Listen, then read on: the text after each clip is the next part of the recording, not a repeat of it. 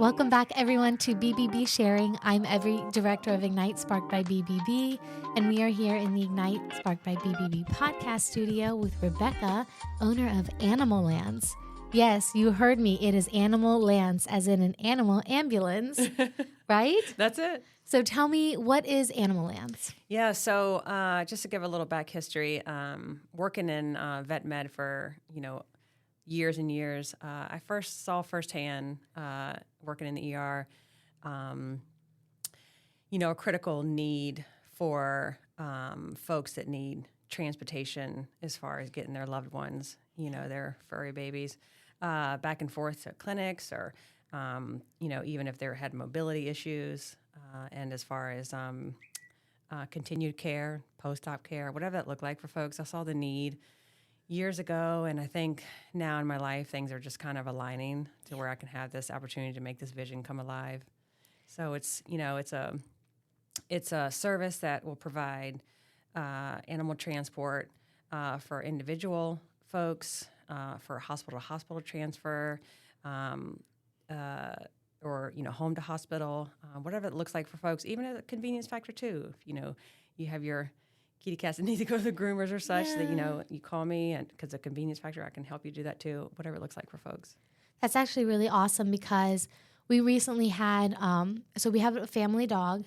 His name was Leo, and he passed away right before Christmas. But when I learned about you coming in, I thought, wow, what are the chances that I'm getting like an Animalance coming in? Right. And he was in hospice, and we actually had somebody come and euthanize him at our home. Oh. And at that time, my dad had to come from work to help the lady put him in her truck. Sure. And I thought to myself, I was like, wow, this is an instance where an animal ambulance would actually be really great to have to safely transport him to that facility. For sure. Yeah. And so I think what people don't understand is that having a resource like yourself to help them, it's not always young people like us who are so able to physically move all the time. Sometimes it's older people that have pets. Sure. That can't move them all the time. Yeah.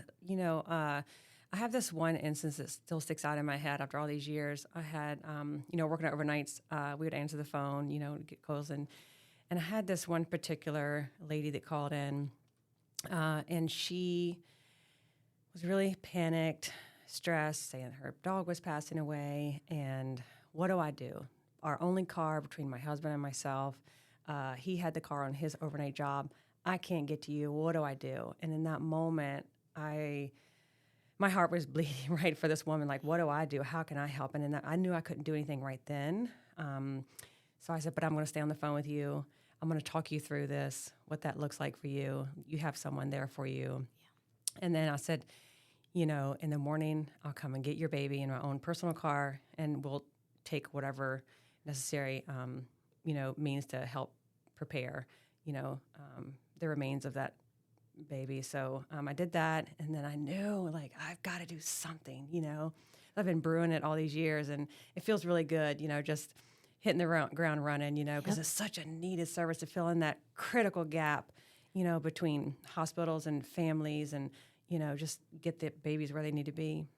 It is really important because when my brother has a dog, and I love him to death. Crazy little mini Aussie doodle, so you understand. Yeah. But he's amazing. But I had to take him to the emergency vet when everybody else was out of town. And I told my mom, I said, it really is a struggle having to go through the process of waiting 6 hours to take him to the emergency vet, and I might have to be at work. Or what if I take him back home and my grandma can't move him? Right. She doesn't know how to get him in the car and take him back to the emergency vet. Right. So having Animalance, I mean, what a gift to have in this town to be able to take our dogs where they need to be, or pets or anything. Yeah.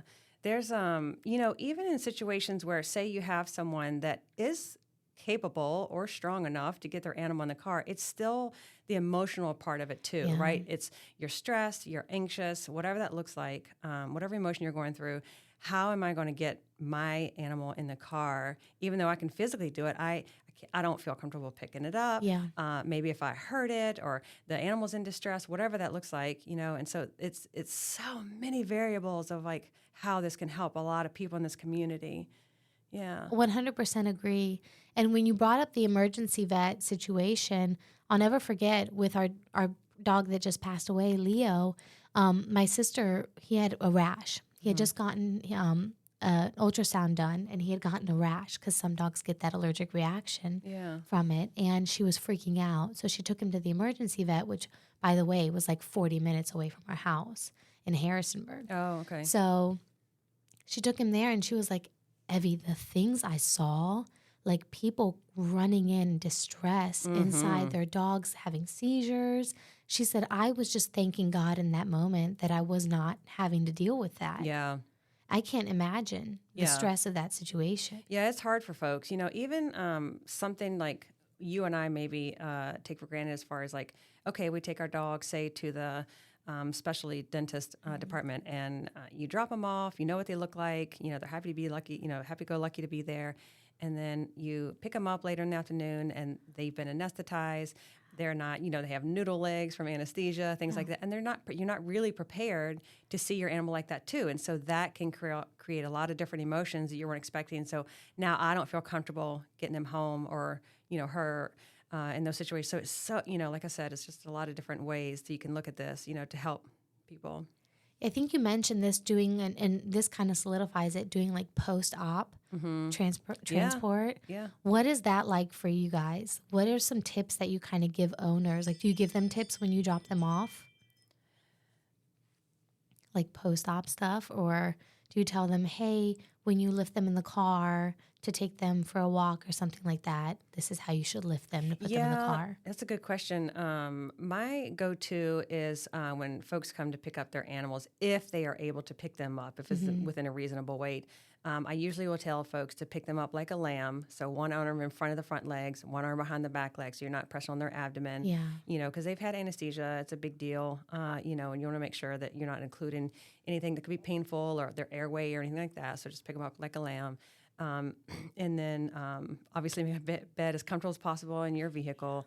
And then have someone help you get them out of the vehicle too. And don't try to do it by themselves, because dogs especially will still want to be dogs. Yeah. They will jump if they are expected to jump in your vehicle and out of your vehicle, even with anesthesia, they'll still want to do that, and they could injure themselves. So just be mindful of all those types of things, and make sure they sit up properly when they're at home, they're not contorted, and, because, to include breathing or anything like that. So those are awesome tips. But one of the things that I guess a lot of people might be curious about are the extent of your guys' services. So where do you guys kind of draw the line in that we don't really do this? Yeah. So the service area will be, I'm going to try to center myself in the heart of the museum district, and within a 15-mile radius. It'll be, a flat rate for there, trying to make it seamless and easy for folks, and not do the whole mileage thing. And then after the 15 miles, then we'll, it'll be another flat rate outside of the city, but trying to reach as many people as I can. I had a run to Fredericksburg last night for a hospital-to-hospital transport back here in Richmond. And so, but those will be more personalized, conversations to have at those times. But it's just as many people as I can reach, So that's awesome. Yeah. Are you a one-man band right now? I am. Okay. I compiled a list of volunteers because people were super jazzed up about this. That's awesome. Yeah, and so they're, that. reaching out. The support has been amazing. As far as wanting to volunteer, a lot of folks wanting a job, but I was like, just give me a minute, I got to get things rolling myself. But yeah, so I've got volunteers. I've got some support staff as far as my family. Awesome. Not staff, but my family to help too. Family is staff. I come from a business family. Okay. Yeah. Okay. You're all hands on deck. Yeah. All right.